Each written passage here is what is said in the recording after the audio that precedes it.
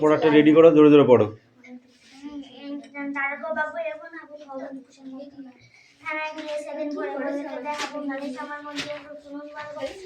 চারজন ভাই আমার একটা ঘরে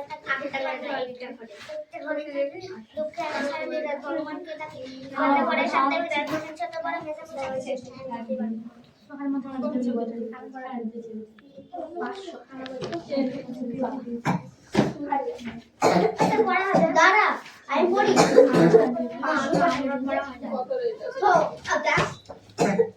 এই কিরে কবিতা লিখে ফেল, কবিতাটা লিখে ফেল। না দেখে মোটেই দেখবি না।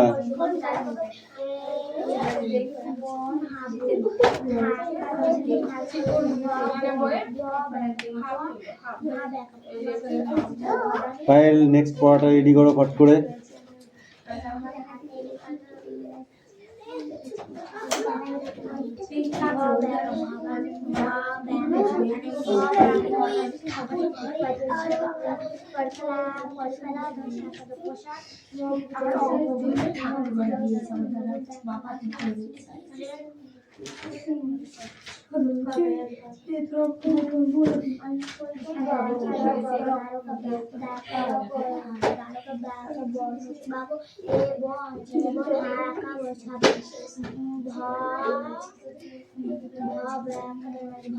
Samples.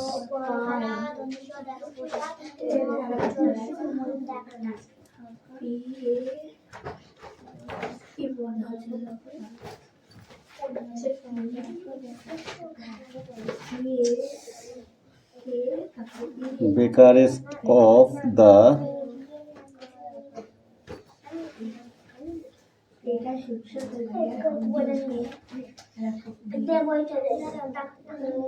chain.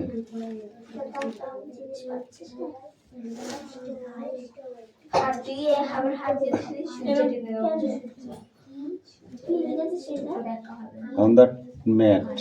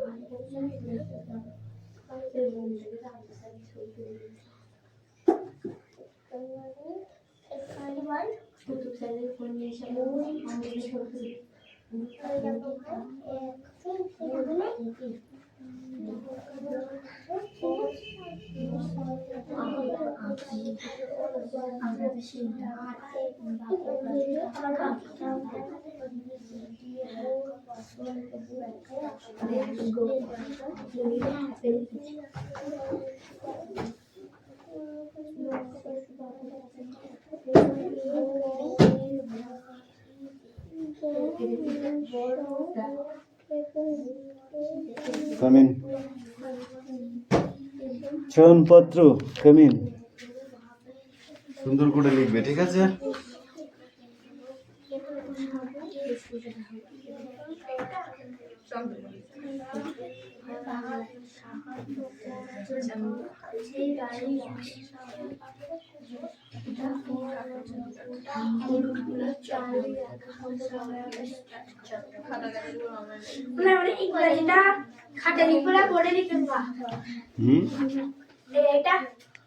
ওটা খাতায় লিখতে দেবো, ওটা রেখে দাও উপরে।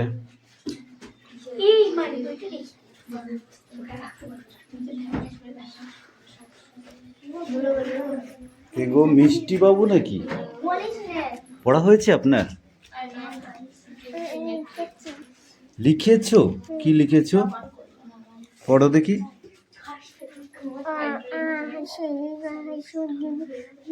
এইটা রি লি কখা কই? বইয়ে নেই কেন? বই ছিঁড়ে গেছে? ঠিক আছে যাও।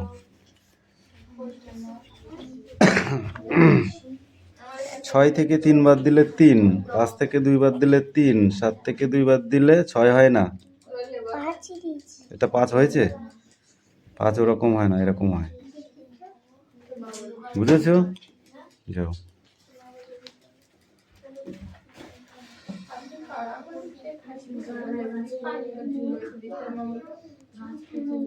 এই তোমার পড়া হয়েছে রাজ? পড়া হয়েছে? তোমার পড়া হয়েছে? কি করছো? রিয়া পড়া হলো? দাও। পড়া হয়েছে? পড়ছিস, তার মুখস্থ হবে। জোরে জোরে পড়া, আমি যেন শুনতে পাই।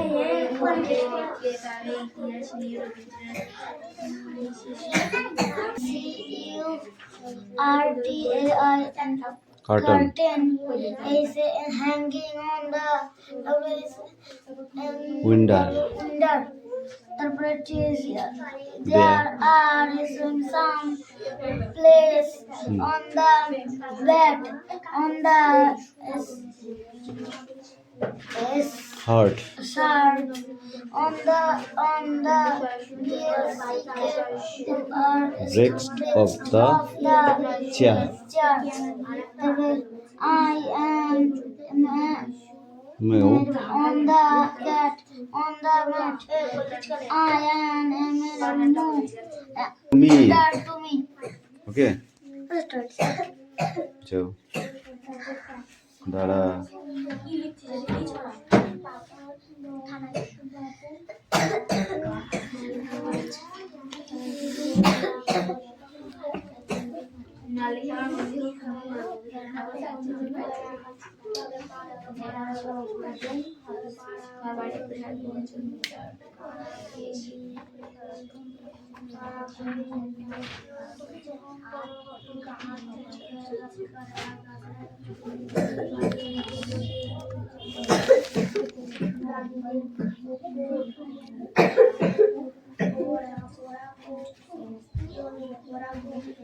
গল্প করতে তো ভালোই পারিস, আমি দেখতে পেলাম। তুই বলি কখন এগুলো কি মিথ্যে মিথ্যে মিথ্যে কথা বললি, আমাকে মিথ্যে কথা বললি? মিথ্যে কথা কেন বললি বল? পড়, কথা পড়, সব পড়। কি গ ঘ ঙ চ ছ গুর্গি জ ঝ তাই কি বই আছে পড়। চ ছ জ ধ মূর্ধন্য ত দ দ ধ দূর্ধন্য খ খ গ ঘ ম জ র ল ব। কোথায় হাত দিচ্ছিস? তালবস্য মধ্যস্য দন্তস্য হ মূলাহ আঢ় অন্তুস্ত পণ্ডিত অনিশ্বর বিসর্গ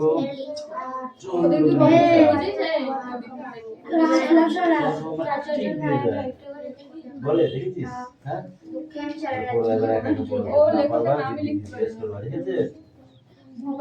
আর মিথ্যে কথা বলবা না, ঠিক আছে? দেখি রাত দেখি কি বলছিস, দেখি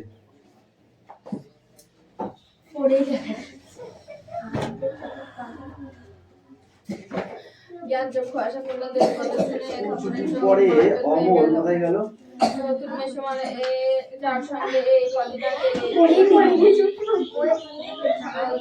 ছোট মাসি বিয়ে হয়ে গেল। কোথা দিয়ে বাড়ি ফিরছিল স্কুল ছুটির পরে? কারা কারা বাড়ি ফিরছিল? অমল, রাবেয়া, ফিরোজ দাসদের বাগানের ভেতর দিয়ে গল্প করতে করতে ফিরছিল। অমল হঠাৎ তার চোখে একটা দেখতে পেয়েছিল। সেটা কি? একজন লেখককে তো গাছ থেকে দেখে কখনো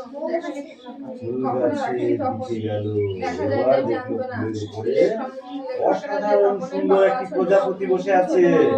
মাথায় মারবো গাঢ়টা তোর। এ বিষয়ে সংগ্রহ ছিল তখন এই পেজটা পড়ে আসবি, ঠিক আছে? নতুন মেশুকে দেখে জ্ঞান চক্ষু খুলে গেল, তখন আশ্চর্য কোথাও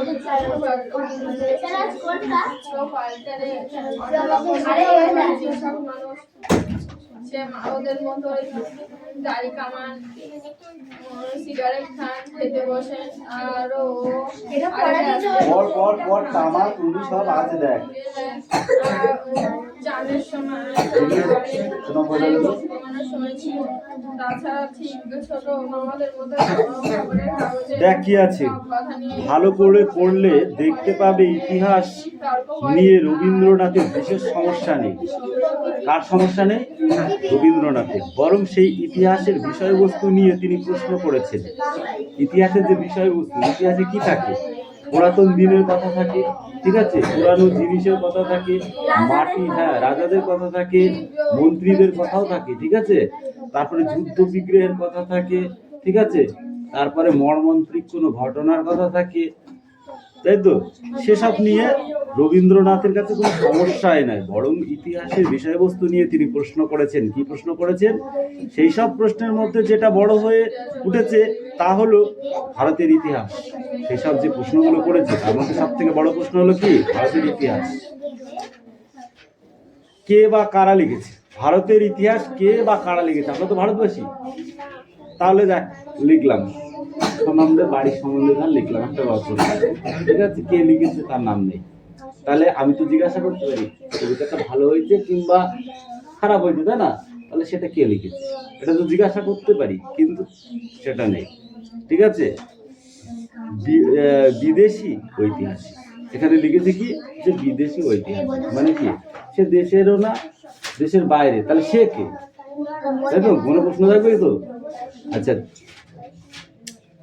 নাকি ভারতীয়, সে বিদেশি না ভারতীয়, ঠিক আছে, নিজেদেরই লিখতে হবে তাদের ইতিহাস, এবং যারা লিখেছে তাদের ইতিহাসটা আমরা লিখব। রবীন্দ্রনাথ ঠাকুর এই প্রশ্নটা করেছিলেন।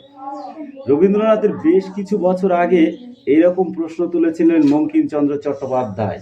তাহলে রবীন্দ্রনাথের বেশ কিছু আগে ইতিহাস সম্পর্কে যে প্রশ্ন তুলেছিল তিনি কে? কি লিখতে হবে? কি লিখতে হবে বল? বঙ্কিমচন্দ্র চট্টোপাধ্যায়, এক্ষুনি বলে দিলাম। তারও বক্তব্য ছিল, এই বঙ্কিমচন্দ্র চট্টোপাধ্যায়ের বক্তব্য ছিল কি ছিল? বাঙালি ইতিহাস চর্চা, অর্থাৎ বাঙালি জাতির অতীতের কথা বাঙালিকে জানতে হবে। বাঙালি জাতির যে অতীতের কথা সেটা বাঙালিকে জানতে হবে, না জানলে আর রক্ষা নেই। কিন্তু কেন রক্ষা নেই? কি জন্য ইতিহাস জানা নিয়ে এত ভাবনা চিন্তা? ইতিহাস জানা নিয়ে আমাদের এত ভাবনা চিন্তা কিসের?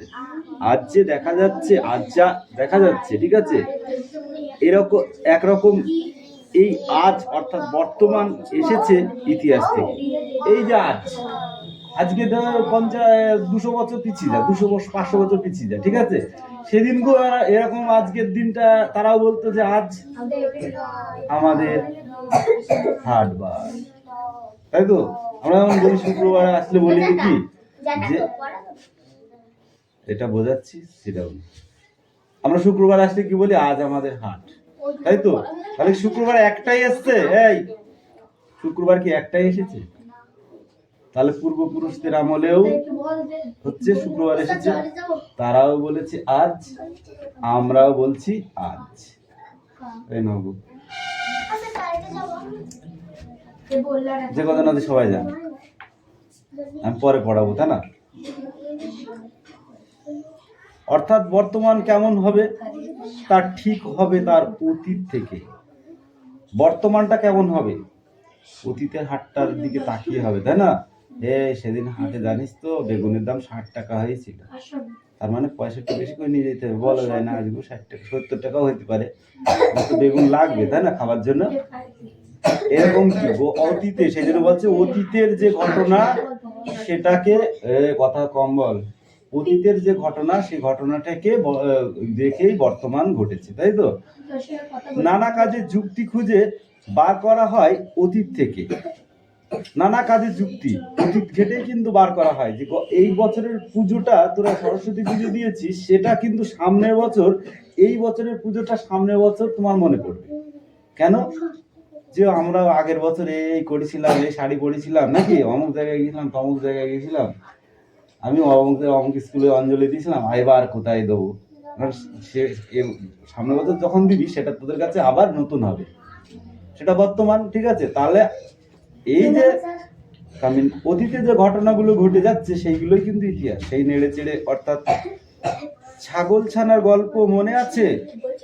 ছাগল ছানা গেছে জল খেতে, নেকড়ে তাকে ধরেছে।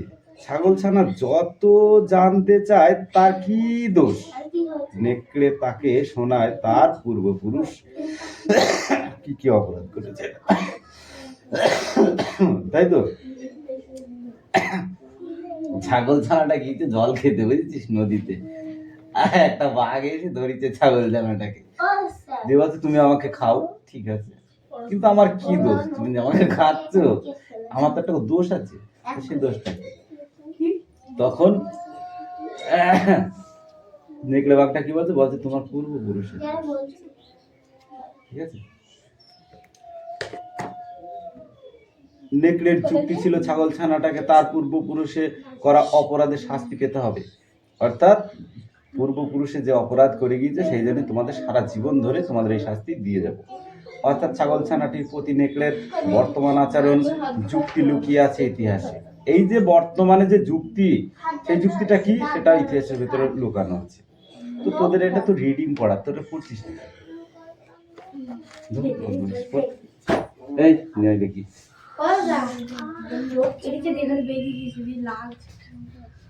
ওটায় হাত দিতে হয় না, পড়াটা রেডি করো, তারপর বাড়ি গিয়ে আস্তে আস্তে আস্তে আস্তে আস্তে কুচ করে কেটে ফেলবো। এ নিয়ে নিয়ে নিয়ে নিয়ে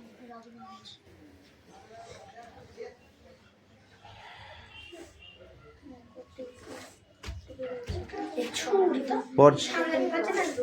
এই চয়ন কি আছে? হয়নি এখনো, তো কি করিস তুই বাড়িতে? আমি তো সেটাই বুঝতে পারি না। এটা কার খাতা? সত্যি সত্যি না মিথ্যে মিথ্যে? যা তাহলে।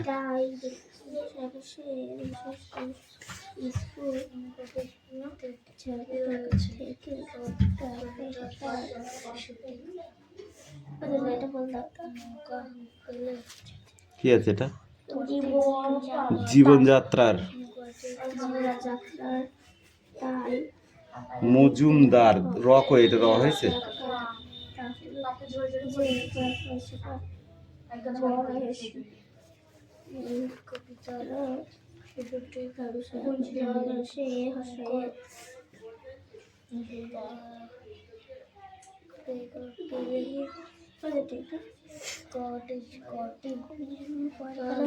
প্রাঙ্গণে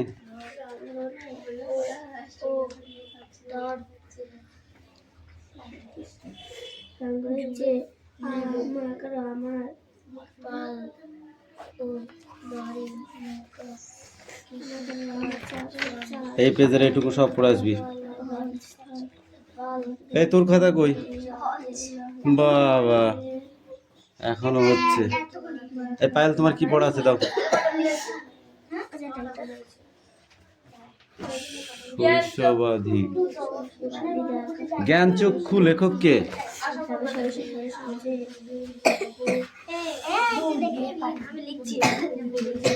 কোন কথাটি শুনে তপনের চোখ মার্বেলের মতো হয়ে গেল? কারণ তার ছোট মাসির সঙ্গে দেদার খটাখটা করে এবারে ব্যাকমেলে মানে যে লোকটির বিয়ে হয়েছে সেই ছোট মেশাই যে একজন লেখক, সেই কথাটা শুনে তপনের চোখ মারবে। আচ্ছা, তপন হচ্ছে এই লেখক বলতে তার কি ধারণা ছিল? মানে লেখক বলতে তপনের ধারণা ছিল লেখকরা সাধারণ মানুষ নয়, সাধারণ মানুষের মতো চলাফেরা করেন। তার ছোট মেশামশাই কি ছিলেন? সত্যিকারের লেখক। হ্যাঁ, লেখক কেমন হয় দেখতে? জল জ্যান্ত একটা মানুষের মতো, হাসি লাগার মতো, কিন্তু গল্পটা বলতে তো হবে। ঠিক আছে, তপন কোথায় গিয়েছিল? তার মামার বাড়ি, তার জল ছোট সেচে। মাসির বিয়ে উপলক্ষে তার মালা দিয়েছে। লেখক ছাড়া তপনের মেসোমশাই আরেকটি পরিচয় আছে, পরিচয়টি কি? ও কলেজের অধ্যাপক।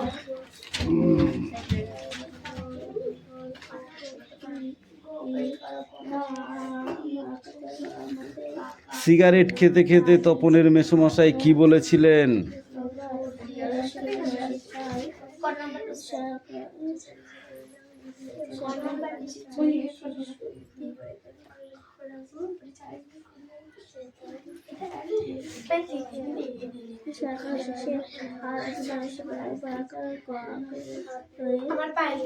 এ তো খাওয়ার মতোই, ঠিক আছে, ঠিক ছোট মামাদের মতোই। তিনি কি কি করেন? খবরের কাগজ পড়েন, খবরের কাগজ পড়েন, মানে সাধারণ মানুষের মতো স্নান করেন, খাবার খান, আরে ব্যাস বলে বেশি খাবার হলে তুলে দেন, খবরের কাগজ নিয়ে গল্প করেন, আর লাস্টে দেশের কিছু হবে না বলে সেদিকে যে সিনেমা দেখতে বা কোথায় বেরিয়ে যায়।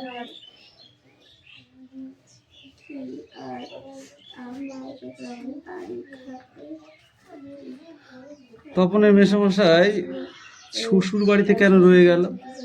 মানে কলেজে গরমের ছুটি উপলক্ষে তপনের মেশো, ছোট মেশো তার শ্বশুর বাড়ি আচ্ছা। চলে গেছে। সাজিয়েছিলেন।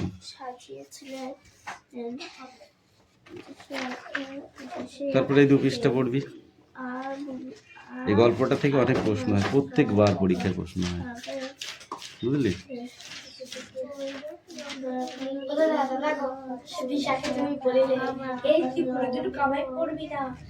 কামাই করলে আমি বলে যাবো, কামাই করাই যাবে না বাবা, সামনে মাধ্যমিক রক্তের।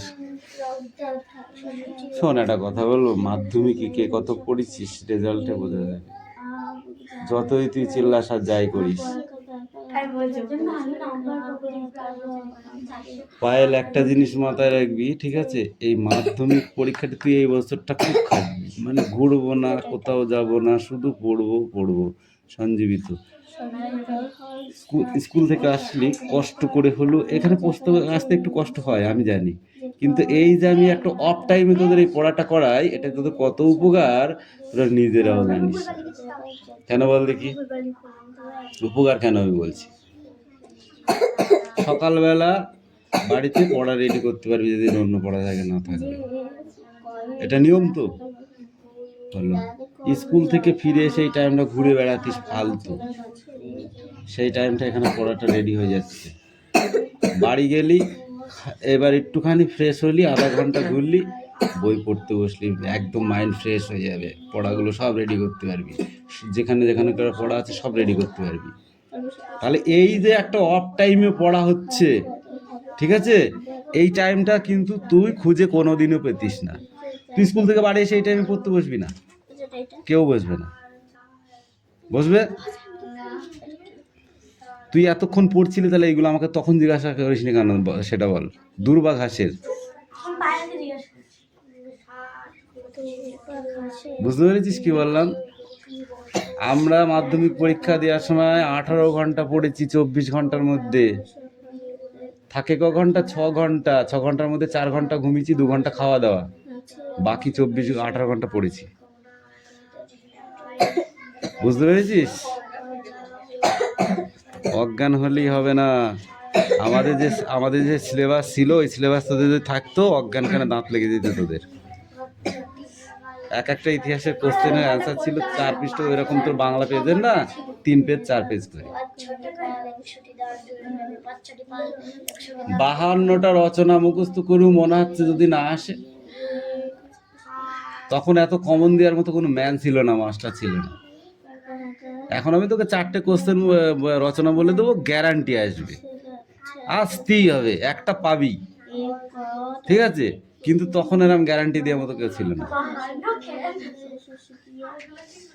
তাও আমার শুধু একটাই চিন্তা ছিল বাংলা পরীক্ষা দিতে গিয়ে, যদি রচনা না পারি, যদি কমন না হয় রচনা, মানে 52টা পড়ু, নিজের মধ্যে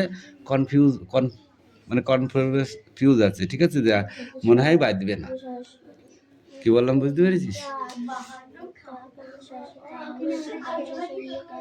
তারপরে গিয়ে দেখি সোজা ইজি কোশ্চেন চলে এসেছে, পরিবেশ দূষণ ও তার প্রতিকার।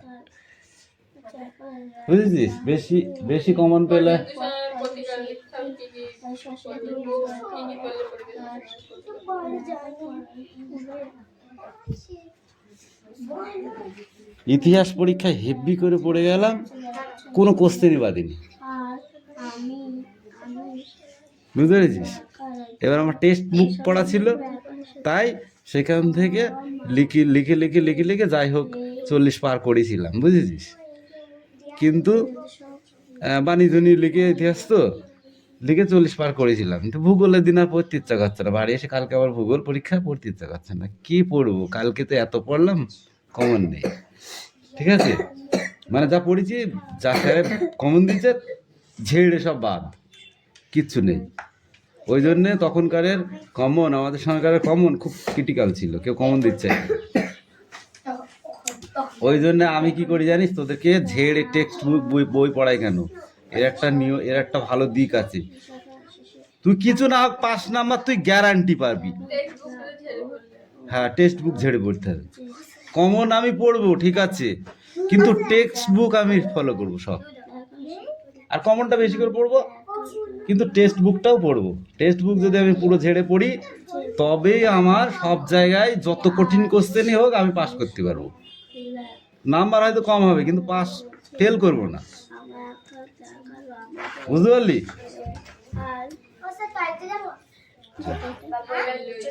আরেকটুখানি বস, যেতে হবে না। ইঞ্জিনিয়ার তা ভূগোল পরীক্ষা দিতে গিয়ে দেখি, বুঝলে, যেগুলো কমন দিয়েছিল সে করাই। ঠিক আছে, এ কি মানে ইতিহাস একটা নিয়ম আছে মাধ্যমিকের, বাংলা আর ইংরাজি, 2 বাংলা ছিল আমাদের আর ইংরাজি। ঠিক আছে, তোর তো এখন একটা বাংলা, একটা নাই, আমাদের ছিল 2টো, ফার্স্ট পেপার সেকেন্ড পেপার। বুঝতে পেরেছিস? এবার ওই 3টের ভেতরে আমাদের কমন বাদলে, মানে বাংলা সহজ হলে ইংরাজি কঠিন হবে, এটাই নিয়ম হবেই। যদি বাংলা সহজ আসে তাহলে ইংরাজি কঠিন হবে, আর যদি বাংলা কঠিন হয় তাহলে ইংরাজি সহজ হবে। ঠিক আছে, এটা নিয়ম। একটা সাইড গেল, একটা সাইড ইতিহাস আর ভূগোলকে নিয়ে, দুটোর মধ্যে একটা কঠিন হবে, একটা সহজ হবে।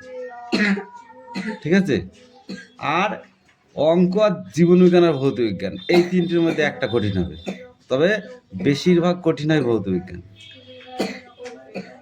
মানে যদি 10টা পরীক্ষা হয়, 7টা ভৌত বিজ্ঞান কঠিন হবে, একটা জীবন বিজ্ঞান কঠিন হয়, আর 2টো অঙ্ক কঠিন হয়।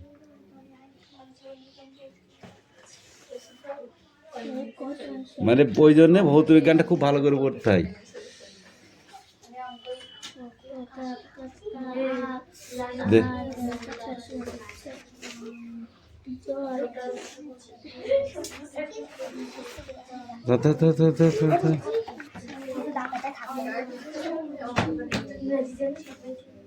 জায়গায় যা,